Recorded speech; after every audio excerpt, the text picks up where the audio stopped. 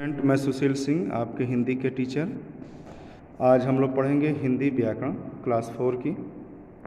देखिए आप लोग देख रहे हैं, पहला पेज है विषय सूची में फर्स्ट चैप्टर पे आपका भाषा और व्याकरण। आज हम लोग भाषा और व्याकरण चैप्टर का अध्ययन करेंगे। पहला चैप्टर है भाषा और व्याकरण, लैंग्वेज एंड ग्रामर। बच्चों, ईश्वर ने आवाज़ या स्वर तो सभी प्राणियों को दिए हैं, जिसके द्वारा वह अपने भाव प्रकट करता है। जैसे कुत्ता अपना विचार कैसे प्रकट करता है, या भाव करके, चिड़िया चहचहा कर तथा शेर दहाड़ कर अपने भाव प्रकट करता है। पर बोलने का वरदान केवल मनुष्य को मिला है। आरंभ में मतलब शुरुआत में बच्चा केवल संकेतों द्वारा अपनी बात समझाता है। जैसे जब बच्चा छोटा होता है नवजात बच्चा, तो उसे किसी वस्तु को चाहिए तो वह संकेत द्वारा प्रकट करता है।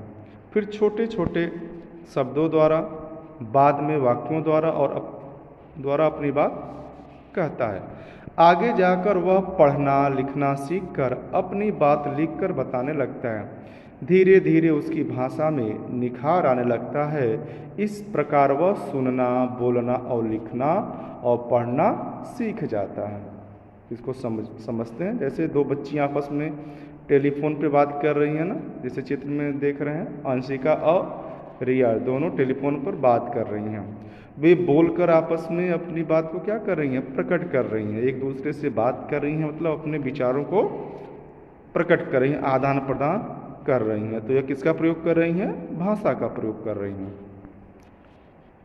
कभी कभी हम अपनी बात लिखकर प्रकट करते हैं। इन चित्र में अध्यापिका पढ़ा रही हैं बच्चों को, बोर्ड पे कुछ लिख रही हैं और उसे देखकर बच्चे भी अपनी नोट्स बुक में कुछ न कुछ लिख रहे हैं। उसे देखकर लिख रहे हैं, तो यह क्या हो गया, यह लिखित भाषा हो गया। ठीक है, यदि हम किसी भाषा को लिखकर प्रकट करते हैं तो वह लिखित भाषा हो गया, और आपस में बोल कर प्रकट करते हैं तो उसे मौखिक भाषा कहते हैं। जानते हो बच्चों, संकेत के द्वारा भी हम अपनी बात दूसरों को समझा सकते हैं। ऐसे कुछ संकेत, ठीक है। चित्र में आप देख रहे हैं, टीचर हैं, बच्चों को इशारों से भी समझा रहे हैं। और यहाँ पर ट्रैफिक पुलिस है, गाड़ियों को इशारे से ही रोकते हैं और जाने की इजाज़त देते हैं। जैसे ट्रैफिक सिग्नल होता है ना, रेड, ग्रीन, येलो लाइट होती है, उसी तरह ट्रैफिक पुलिस हाथ के इशारे से गाड़ियों को रोकता है और आगे जाने की भी इजाज़त देता है। इन संकेतों का प्रयोग हम केवल आमने सामने रहकर ही कर सकते हैं।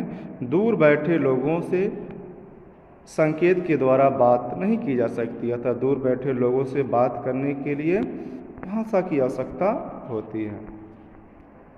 अब देखिए, इसका डिफिनीशन दिया है। भाषा है, भाषा वह माध्यम है, यहाँ पर आप देख सकते हैं, भाषा वह माध्यम है जिसके द्वारा हम अपने विचार दूसरों को बोलकर या लिखकर प्रकट करते हैं। भाषा के कितने रूप होते हैं, 2 रूप होते हैं।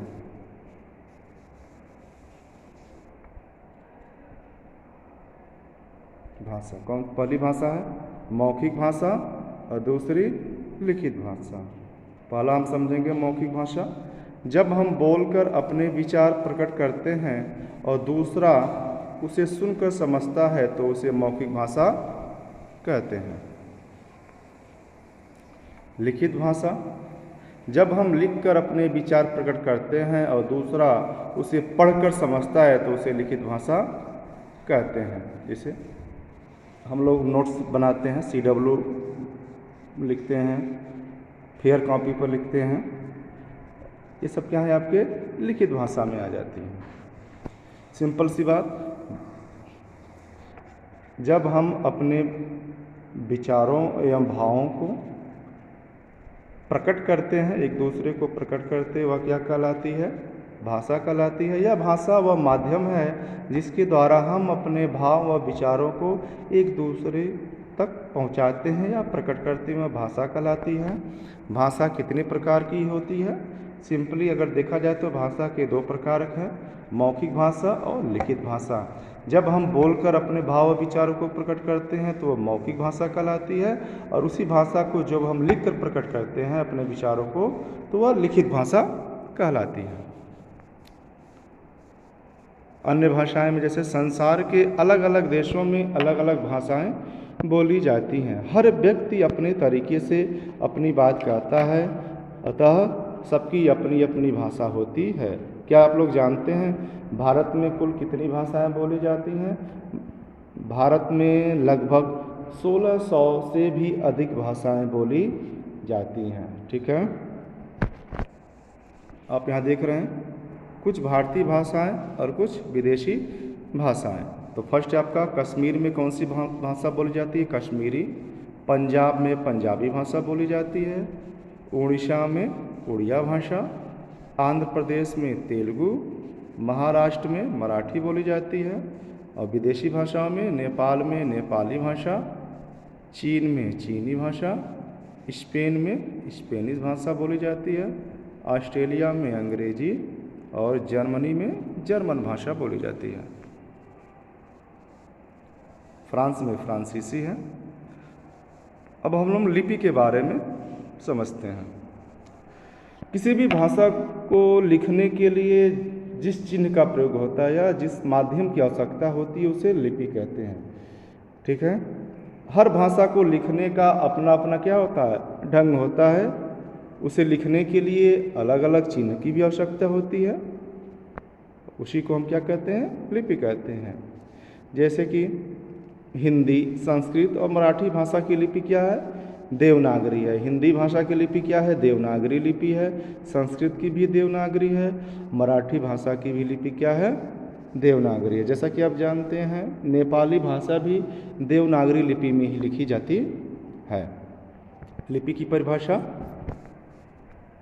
आप यहाँ देख रहे हैं। लिपि की परिभाषा, भाषाओं को लिखने के लिए जिन चिन्हों का प्रयोग किया जाता है उन्हें क्या कहते हैं? लिपि कहते हैं। नीचे है, भारत में जितनी भी भाषाएं बोली जाती हैं, भारत में जितनी भी भाषाएं बोली जाती हैं उनमें संस्कृत सबसे प्राचीन भाषा है। अधिकांश भारतीय भाषाओं का स्रोत क्या है? संस्कृत है। स्रोत मतलब अधिकतर भाषाओं का जो जन्म हुआ है वह संस्कृत भाषा से ही हुआ है। आइए देखिए भारतीय भाषाओं में कितनी समानता है। ऊपर टॉपिक आप देख रहे हैं, जैसे लिखा है हिंदी, संस्कृत, पंजाबी, बांग्ला, तमिल, सिंधी और उड़िया। पानी है, पानी को अलग अलग भाषाओं में कैसे पढ़ा जाता है या कैसे बोला जाता है उसको हम समझेंगे। जैसे आप हिंदी में पानी को पानी कहते हैं और उसी पानी को संस्कृत में जल कहते हैं, पंजाबी भाषा में पानी कहते हैं और बांग्ला में जल कहते हैं और तमिल में तन्नी, सिंधी में पानी, उड़िया में जोड़ो कहते हैं। और पुस्तक, हिंदी में पुस्तक, संस्कृत में पुस्तक होता है, पंजाबी में किताब, बांग्ला में बोई, तमिल में पुस्तकम, सिंधी में किताब और उड़िया में बटी होता है। अब बिल्ली को हिंदी में बिल्ली, संस्कृत में बिडाल, पंजाबी में बिल्ली, बांग्ला में बिडाल, तमिल में पूनय और सिंधी भाषा में भी बिल्ली कहते हैं। उड़िया में बिलेई कहते हैं। सूर्य हिंदी में, सूर्य संस्कृत में भी सूर्य, सूरज पंजाबी भाषा में बोलते हैं, सूरजो बांग्ला में, सूर्यन तमिल में, सिज सिंधी भाषा में, सुज उड़िया भाषा में बोलते हैं। अब बात आती है व्याकरण की। व्याकरण क्या है? व्याकरण वह माध्यम है जिसके द्वारा हम अपने भाव व विचारों को शुद्ध रूप से लिखना, पढ़ना और बोलना सीखते हैं। यदि व्याकरण नहीं होता तो हम किसी भी भाषा को शुद्ध रूप से बोलना नहीं सीख पाते, न शुद्ध रूप से लिखना ही सीख पाते। सूरज निकल रही है, अब समझेंगे हम लोग।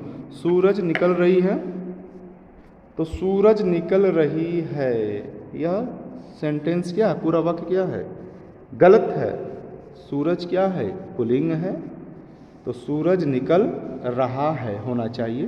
दूसरे फिगर में लिखा है तुम्हारे को दादी जी बुला रही हैं, तो तुम्हारे को दादी जी बुला रहा है, सॉरी, तुम्हारे को दादी जी बुला रहा है, तो ये गलत है। क्या होना चाहिए? तुम्हें दादी जी बुला रही हैं, क्योंकि दादी क्या है आपका? स्त्रीलिंग है। अब देखेंगे कैसे इसको समझाया है। ऊपर दिए दोनों ही वाक्य गलत हैं क्योंकि इन्हें लिखने में भाषा के नियमों का ध्यान नहीं रखा गया है। सूरज निकल रहा है, यहाँ पर क्या लिखा था?